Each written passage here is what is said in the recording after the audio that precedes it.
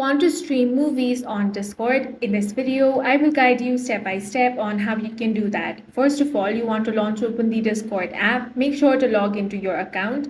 Now click on the user settings. Scroll down and click on advanced. Here you'll find the option of hardware acceleration. Make sure to disable it. Now relaunch Discord. Next, if you're watching a movie on your browser, open the browser. Now click on these three dots. Then select the option of settings.